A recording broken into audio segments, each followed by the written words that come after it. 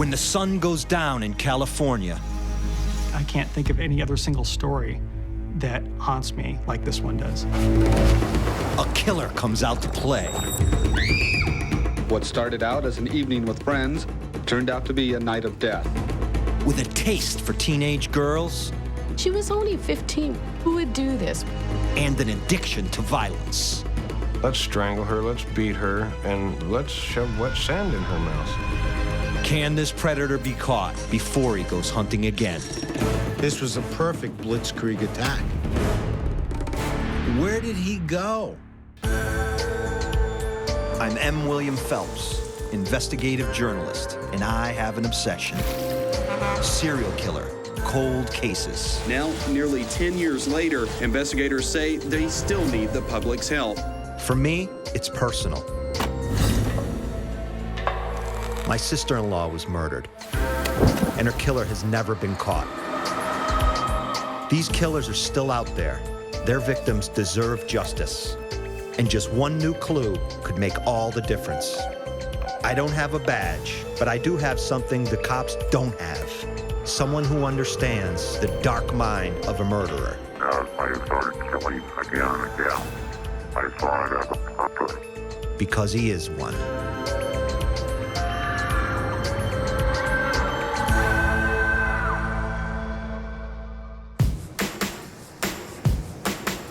Torrey Pines State Beach, Southern California. Surfers ride the rolling waves. Giant cliffs rise up from the shore.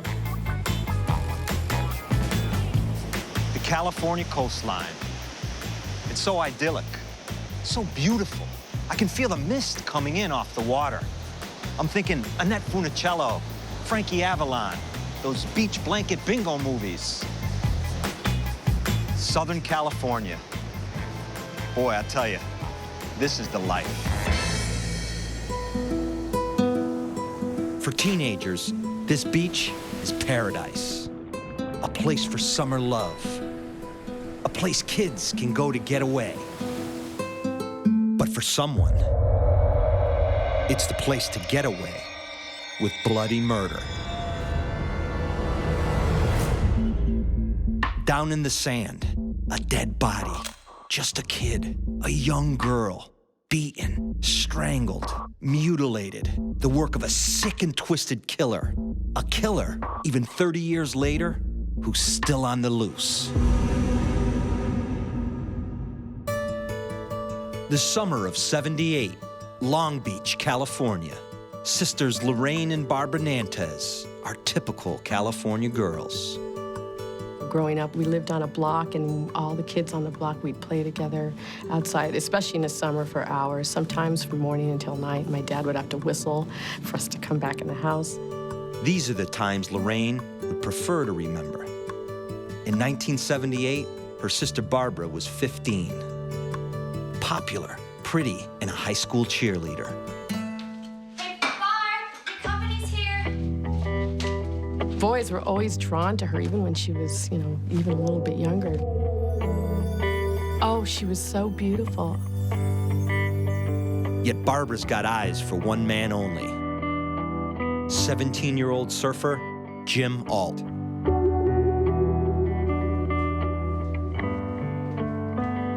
They had a lot of mutual friends. They met through actually someone my other sister was dating, and it was a whole kind of Long Beach surf crowd.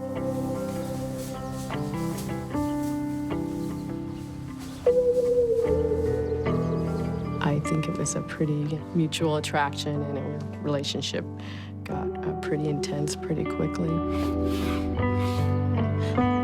What are you doing? Love the smell. You know I use it as deodorant, right? I'm sure my parents would have preferred someone more her age, someone more, quote, clean cut. But he was nice to her. A couple of kids crazy in love in a world of sun, sand, and surf.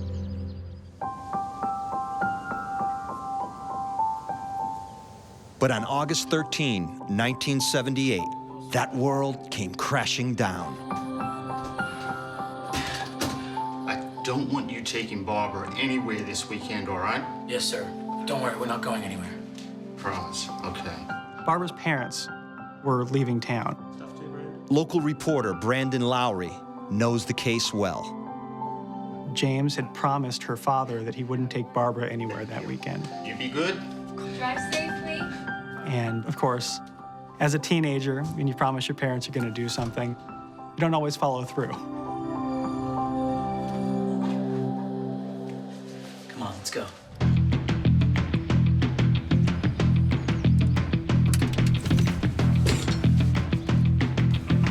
They hook up with some friends.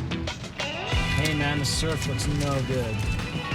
Kids in search of sun, surf, and a good time. I guess we can find something else to do.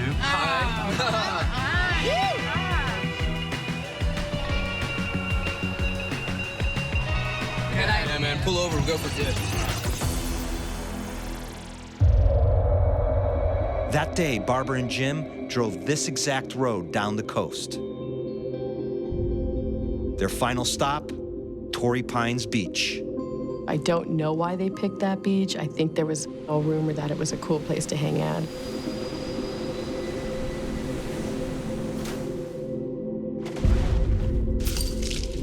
They plan to camp out overnight. But as the sun sets on Torrey Pines, that teenage innocence will be lost. The beach at night. There's no sun. There's no lifeguards. There's no park rangers driving up and down. There's only darkness. It's lonely. So what do? You light a campfire and you sit beside it. You keep warm and it gives you a little bit of light. But you know what? Outside the glow of that campfire, pure darkness. You don't know who the hell is out there.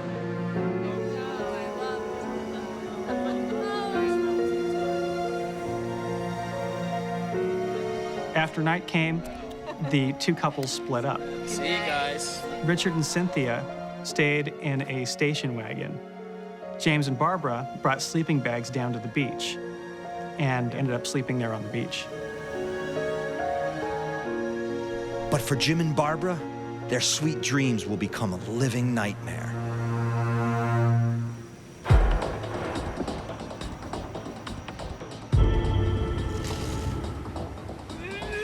Jim's head is caved in with a lump of wood.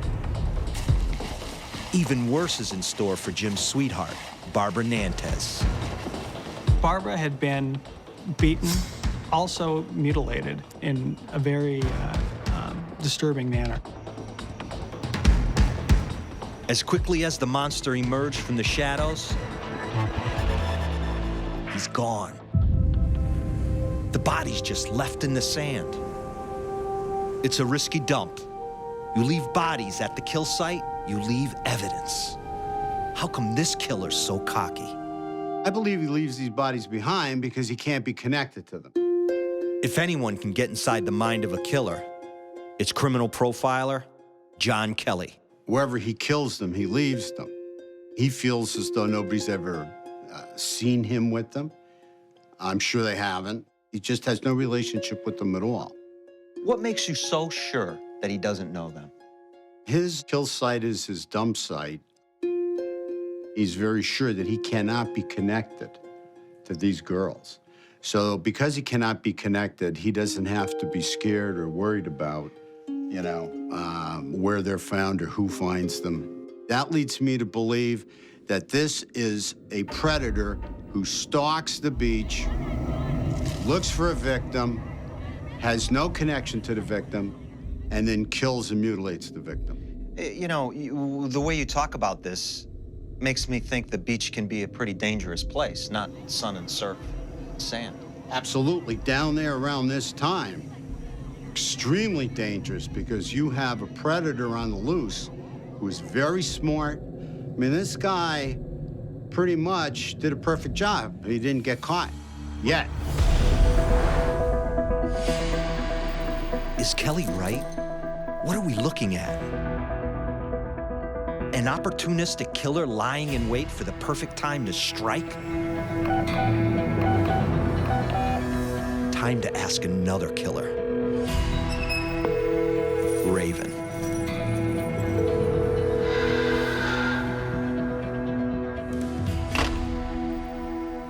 I would say that this is a crime opportunity. I think it just happens to be a place where people hang out at. They decided to go walking down along the beach when they became a victim. The beach at night. Why this hunting ground, Raven? Why is he choosing this place?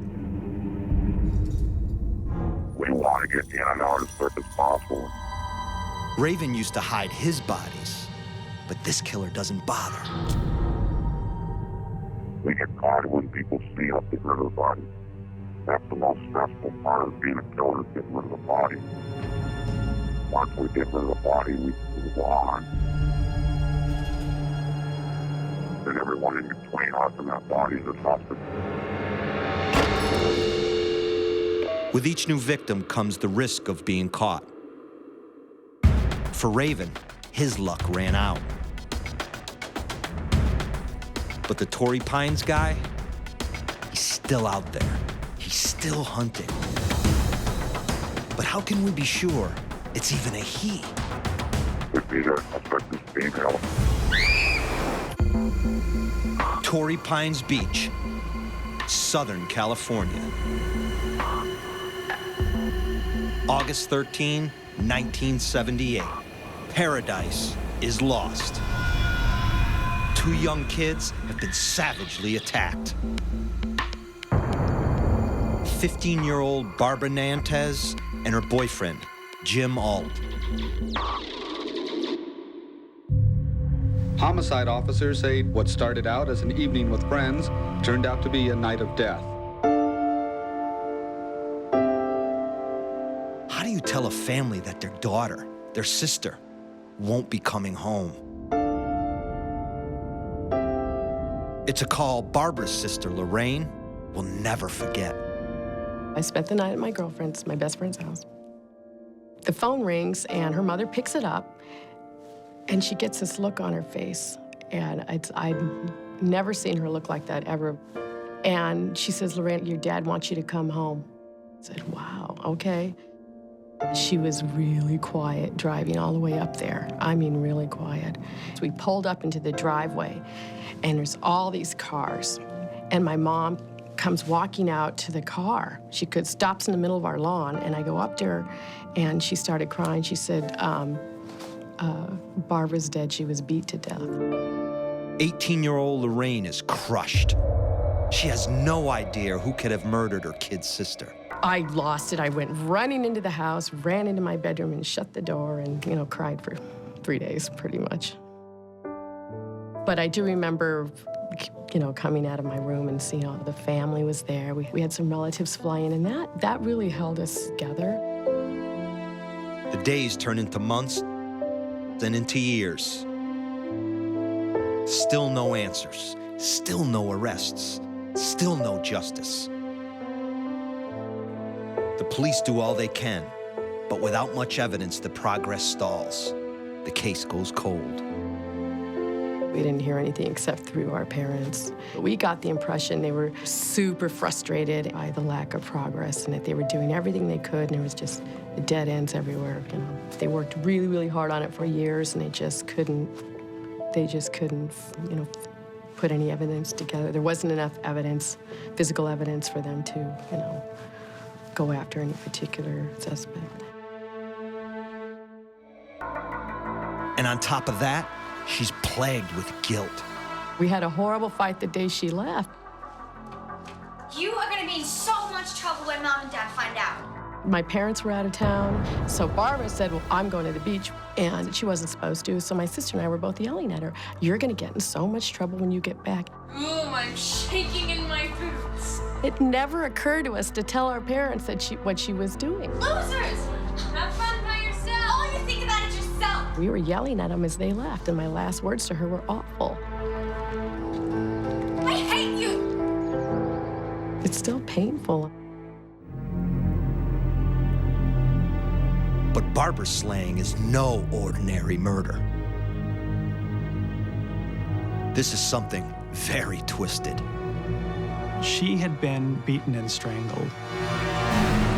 Her right nipple had been cut off and removed, and she had some lacerations on her scalp as well. It's the work of a monster. Barbara was naked, her mouth stuffed with sand. But despite the sick sexual undertones, no evidence is found to suggest that Barbara was raped. Although there was no DNA found on her body. She might have been assaulted in another manner as well. Autopsy reports reveal Barbara had been violated with a sharp object. Maybe a knife.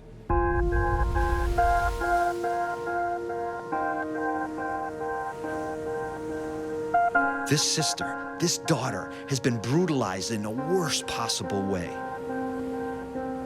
On one hand, it seems sexual, but he didn't have sex with the victim. I just don't get it. But I know two guys who might.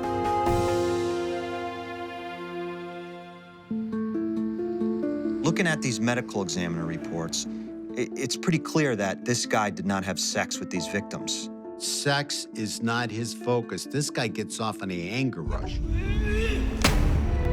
Well, see, what is his idea of sexual assault? What gets his cookies off? And what I'm looking at here is I'm looking at a guy that, was more focused on sexually abusing her, having complete power and control over her, posing her, and, having his way and doing whatever he wanted to her. And then finally, committing the ultimate act of power and control and leaving her for dead.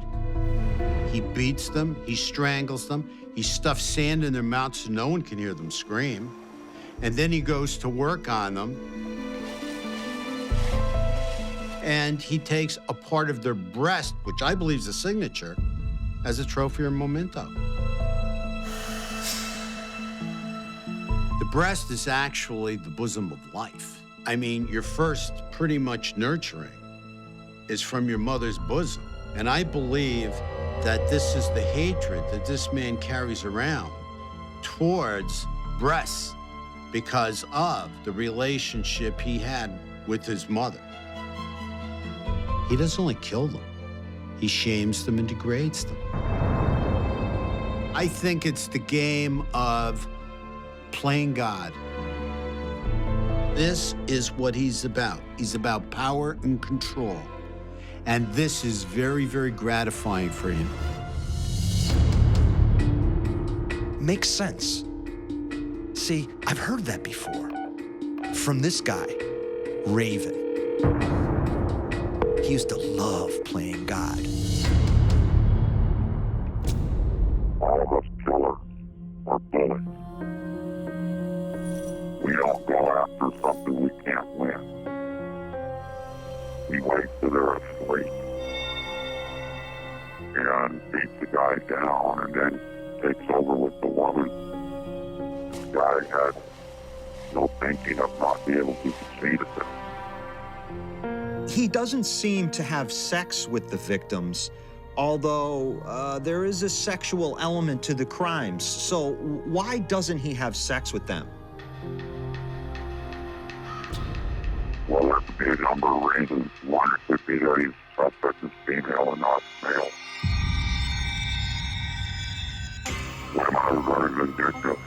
In my history, I've found that there have been several that were like that, who have their way to be that vicious to another female.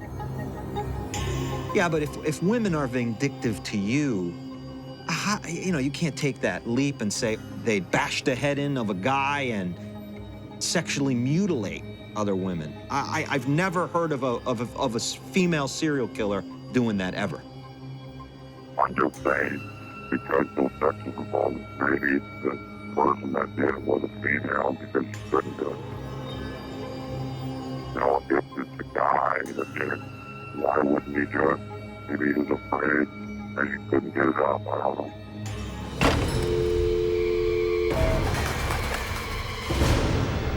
Well, it's conversations like these that remind me Raven's no genius. He's just a killer. See, I'm not buying the female killer line. But one thing Raven and me can't agree on, the killer's a bully. He thinks he's in control. But remember, there were two people on the beach that night, Barbara and her boyfriend, Jim. The killer didn't think there'd be an eyewitness. Jim Alt's head had been bashed in. He's not moving. And by all accounts, he should be dead. But he's not. He's alive.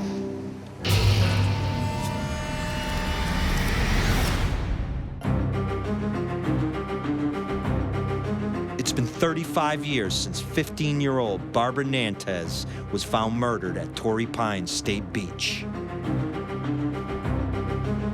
35 years her killer's been out there, waiting, watching. 35 years since Barbara's boyfriend, Jim, was brutally beaten.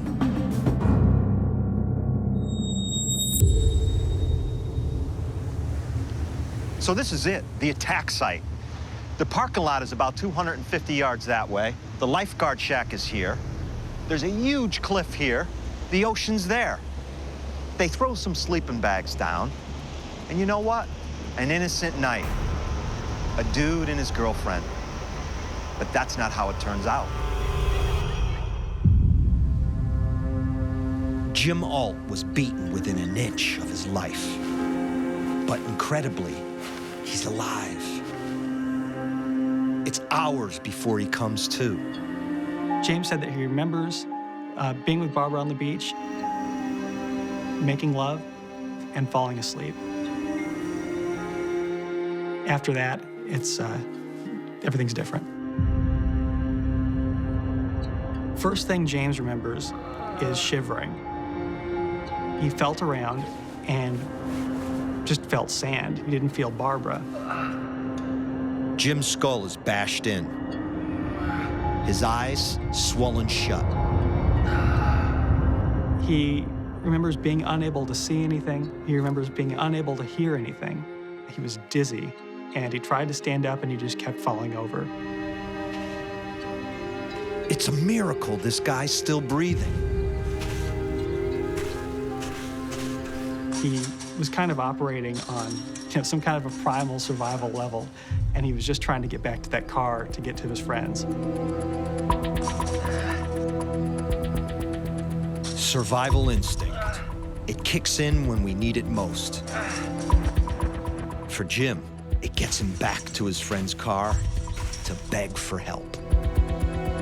The fact that he was able to find his way and get back to his friends on a beach that he'd never been to before is really remarkable.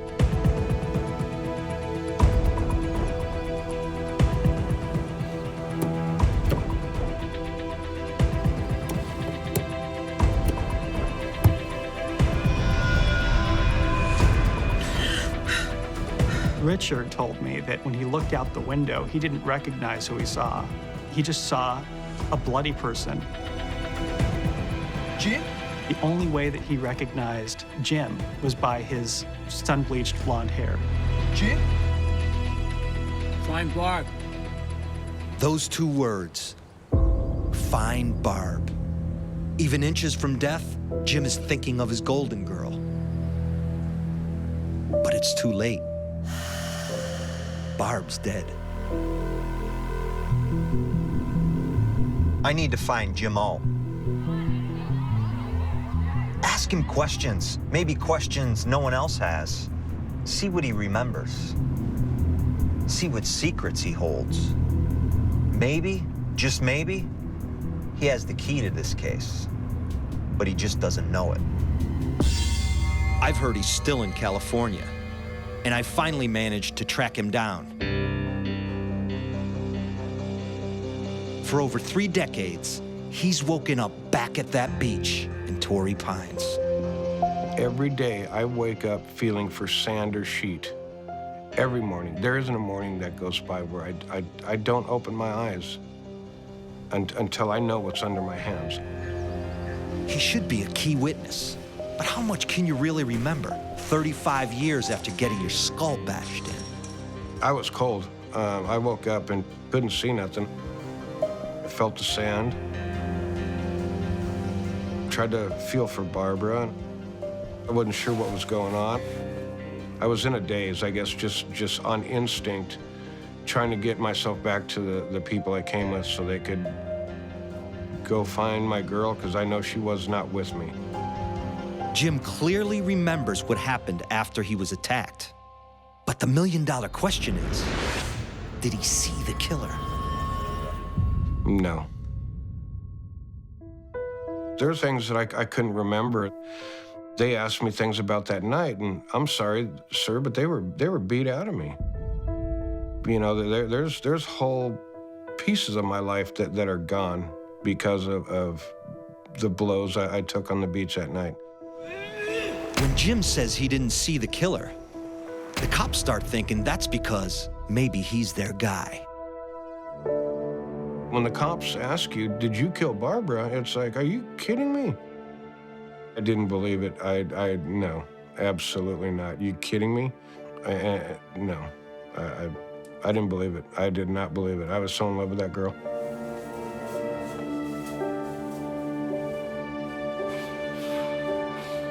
As far as I'm concerned, it was just Barbara and I.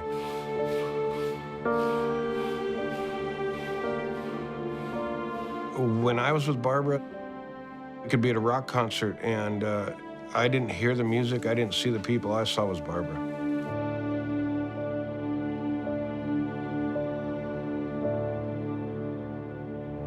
I was in love the minute I saw her.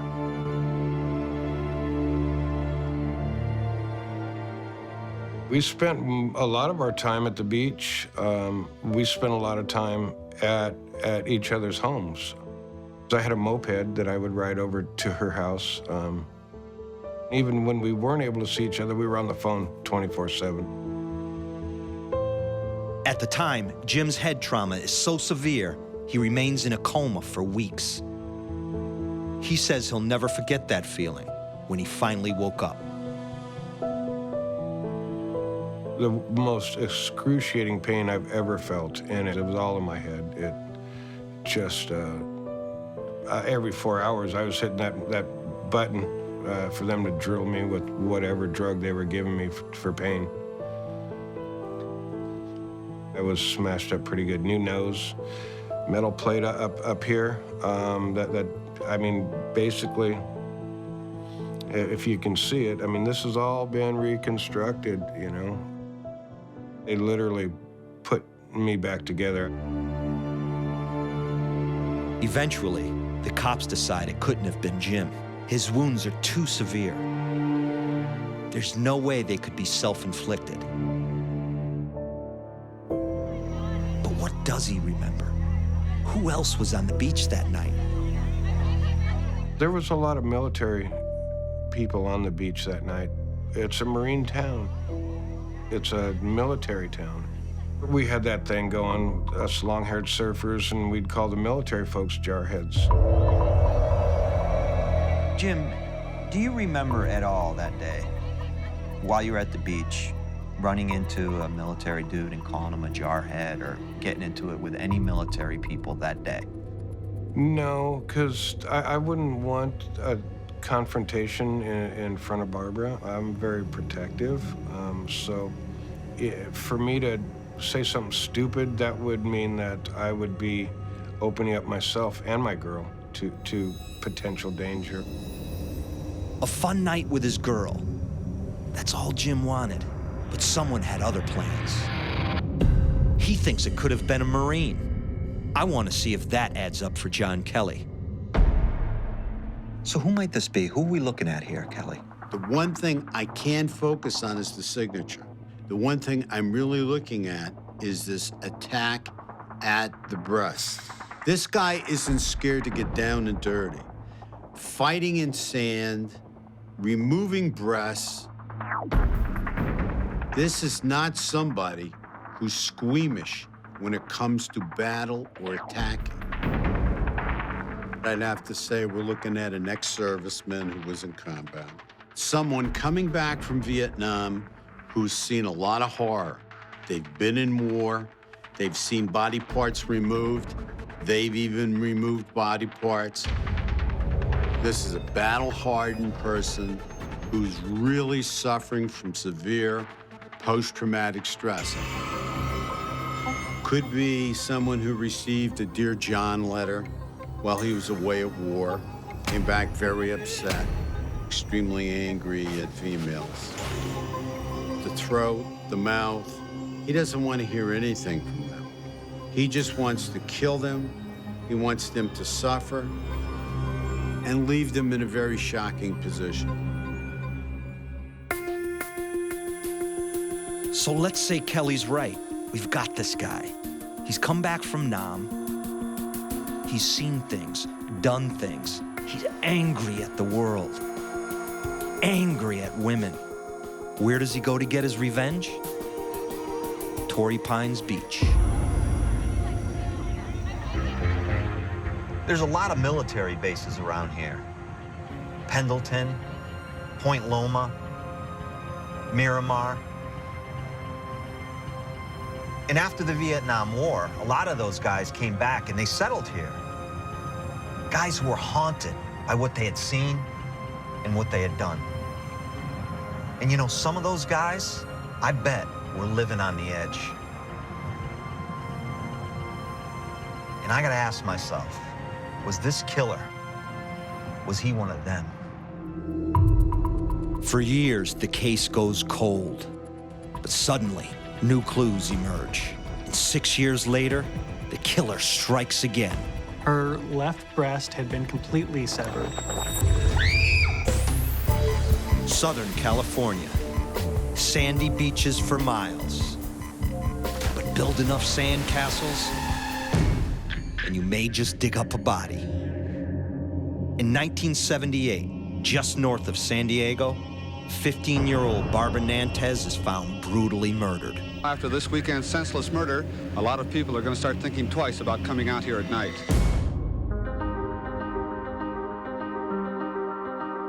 John Kelly's got a theory that the killer could have seen action in Vietnam. Could be an ex-serviceman sick from war. But it's all just speculation. The killer left no clues, was never caught. 6 years passed. 6 years. And then he's back. Another summer, another teenage girl. Another horror story that started in innocence. 14-year-old Claire Huff is visiting her grandmother. Grandma, have you seen my orange bikini? It's in the basket. She's on summer vacation from Rhode Island, back east. Back before dark. Okay. A beachside holiday with Grandma. What could be safer? After another day of fun in the sun, Night, Grandma. she's all tucked in, safe and sound.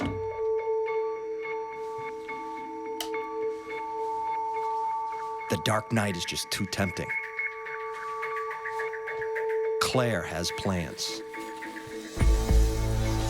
She's heading to Torrey Pines Beach. It was all so innocent, so teenage. Claire Huff grabbed her portable cassette player. She snuck out of her grandmother's house, and she headed down this street toward a place, really, that had become so much fun over this summer holiday she was on.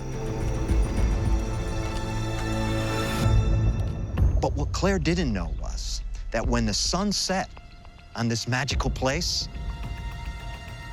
darkness crept in.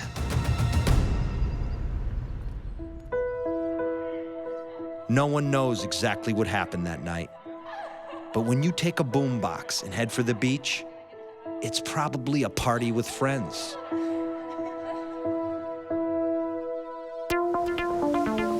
what teenagers do down here. They grab a surfboard, hook up with buddies, and hang out. It was my understanding that she may have been down here earlier in the day, may have met somebody, kids hanging out at the beach, and decided to come back. Retired detective Jeffrey Morse will always remember that fateful day in the summer of 1984. So you're coming along the beach here, and you pull up right here, and... Right across the river mouth there is where Claire was found. It was obviously a hard scene to witness.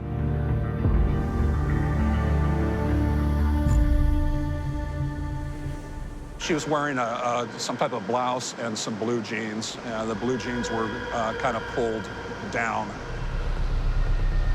Claire Huff was beaten, strangled, mutilated.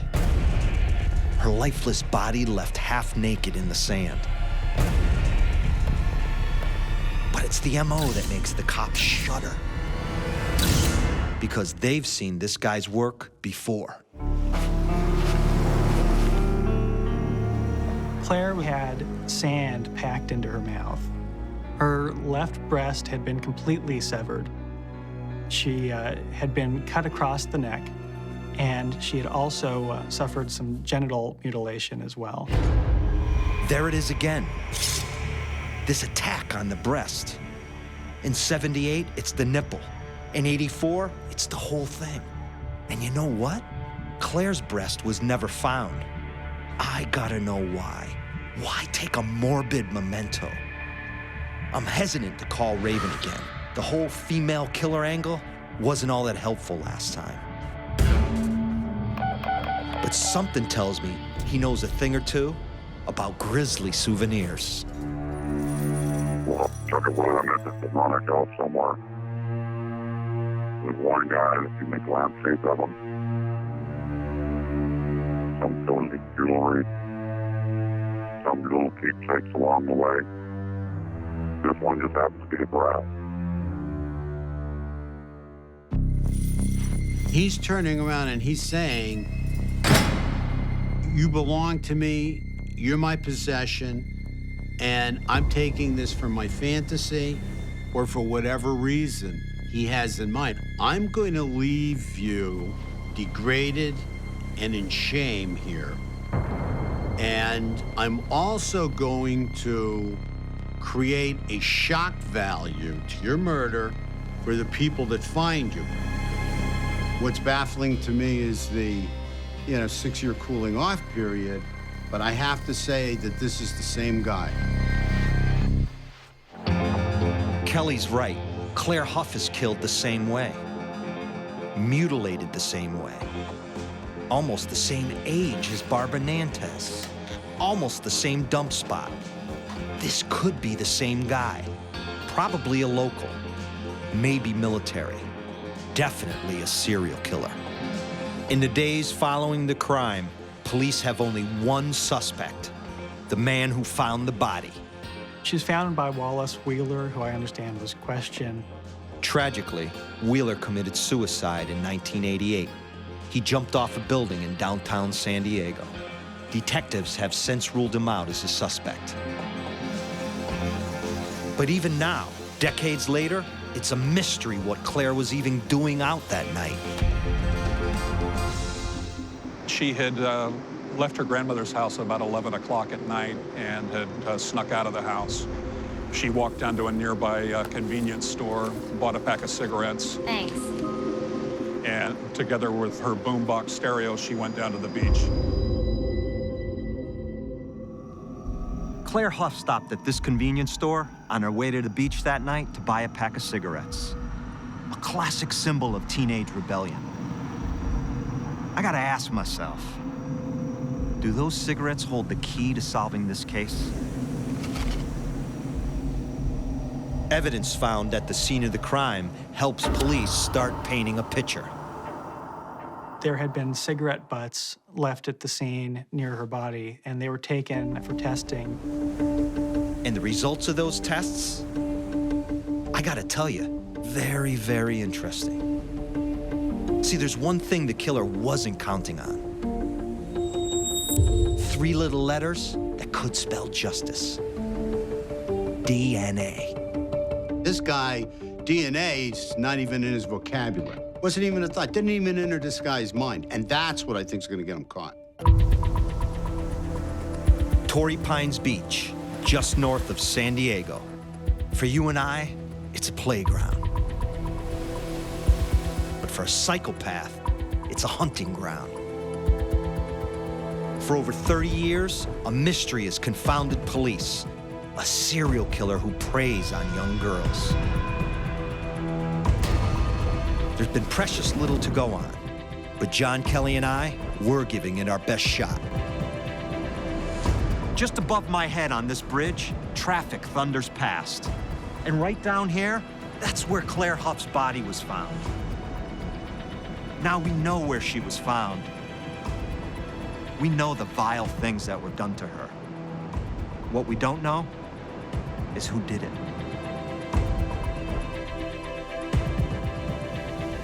What do we know so far? 2 young girls were found dead. In '78, it's Barbara Nantais. Her boyfriend Jim survives, but doesn't remember much of anything. The killer gets away with it. In '84, it's Claire Huff. This time he's more careful. He doesn't leave any eyewitnesses. But he leaves something else. DNA. His kill site is his dump site. He feels very safe and very confident leaving the victim's body where he kills them. So, Kelly, if I'm a killer and I'm leaving cigarette butts, why isn't this guy worried about it? Back in the day, you're looking at nobody even thinking about DNA, hearing about DNA. This guy, DNA's not even in his vocabulary. Wasn't even a thought, didn't even enter this guy's mind. And that's what I think is gonna get him caught. So what did the test show? DNA from 5 different individuals, 3 women and 2 men. So that gives credence to the theory that Claire did meet up with some people. But what I really want to know is the killer's DNA on those cigarette butts. And if so, how is it that the killer's path crossed with Claire's that night? Claire Huff was being watched by this guy. And Claire Huff, at some point, left the pack. But this guy was reconning the area, and he was watching. He was looking at Claire Huff, and he was waiting for an opportunity to move on her. Every sign points to Claire Huff not being alone that night. Sneaking out. The cigarettes. The boombox. Who were these kids she may have met up with? And why haven't any of them come forward yet? They got something to hide, or are they scared? DNA may be the key to solving this case, but only if they have a suspect to run it against. And that's why these beach kids have to come forward and tell the police what they know. Because if we catch Claire's killer, we might be catching Barbara's too. Someone was there. Someone knows something. Please dig deep. I don't care how big, how small it is, because you don't know until you tell somebody. You can make a difference by coming forward. This guy, Jim Al, he's been tormented and victimized by this killer for what? Almost 40 years now. You know, it's time that that pain, that emotional bondage he's been held in, ends. The guy deserves it.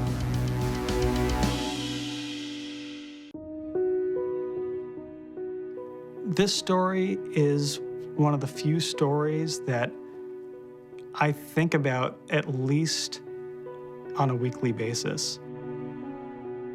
I can't think of any other single article or any other single story that haunts me like this one does.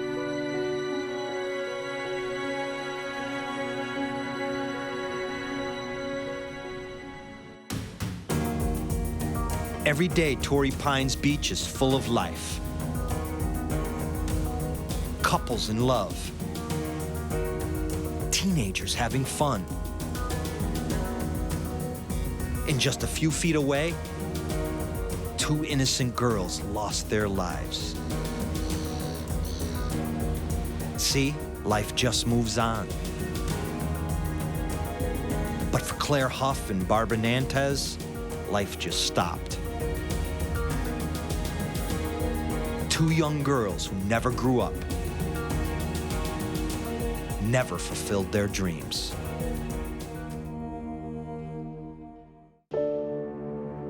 It was like the end of the world. Everything I knew changed at that moment. No matter what pain I was in, that didn't describe the pain I felt when I knew Barbara was gone. I told her father that we would stay at the house. Listen, you be good?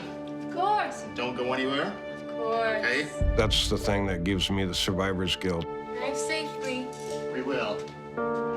Had I listened to her father and mother, we would still be here today. She had such a larger-than-life personality. Yeah, it says, P.S. If I don't talk to you before you leave, have a great time, and remember, even though we fight, I love you. Signed, me. As, you know, it defines our relationship to a T. There was no limit to what she could have done. We talked many nights. I would go over and just lay down at the park and look up at the stars and discuss college and what we wanted to do and children's names.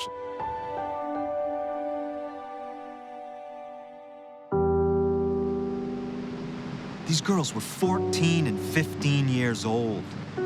Just kids. They had their whole lives ahead of them. And I know that someone on the beach that night saw something. And I think that someone needs to do his or her moral duty, come forward, help solve these cases. Help these families let go of the nightmare. And help these girls finally rest in peace.